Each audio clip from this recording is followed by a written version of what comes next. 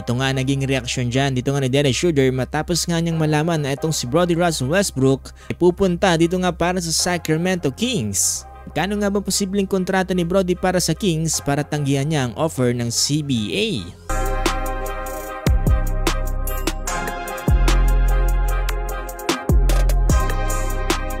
So kaninang madaling araw ay naglabas na nga ng official statement at ngang si Shams Charania patungkol nga dito sa former MVP na si Brody Russell Westbrook. Ayun nga dito sa naging post ni Shams at ngang 9-time NBA All-Star na si Brody Russell Westbrook ay nag-agree nga to sign with the Sacramento Kings. Ayon nga dito sa naging report ay pwede ngang umagapay etong si Brody habang meron pang injury etong si Keegan Murray.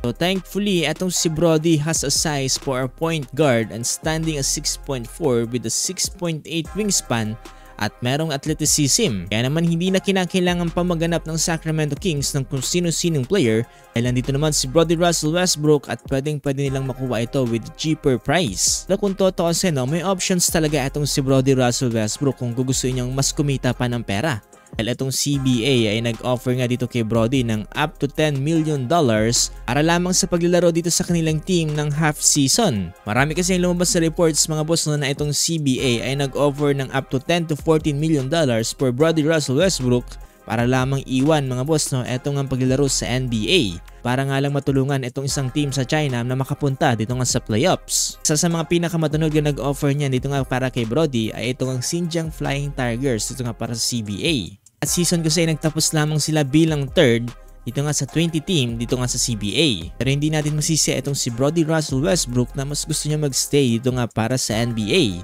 Gets ko naman itong si Brody mga boss na hindi na perang hinahabol ito dito nga sa paglalaro sa NBA. Hindi isang milestone na o kaya naman ang pagkakaroon ng isang NBA championship. Kaya naman walang magagawa itong si Brody Russell Westbrook kung hindi tanggapin na lang ang mga naging offers sa kanya ng mga NBA teams kagaya na lamang ng Sacramento Kings na kung saan rumored na nakakalaga ng $3.6 million. Napakalaki ng diferensya kung i-compare natin yan dito nga sa offer ng CBA. Pero kung sakasakali muli makakasama nga dyan dito nga ni Brody Russell Westbrook ang kanyang former teammate sa Los Angeles Lakers at sa Oklahoma City Thunder na si Dennis Schroeder. Ito nga naging mensahe dyan ni Dennis Schroeder patungkol nga sa balita na pagpunta dito nga ni Brody dito nga para sa kanilang team na Sacramento Kings. Bago natin pakinggan yan mga boss na huwag niyong kakalimutang i-follow itong ating page for more basketball updates kagaya nito.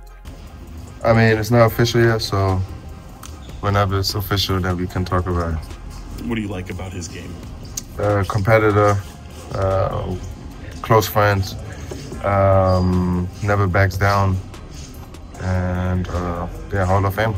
Having a potential teammate in someone like him, do you kind of envision good things for this team? I mean, someone who's also an agitator, kind of like you are. Yeah, when it gets there, when it's official, then we can talk about it. I got you. Yep.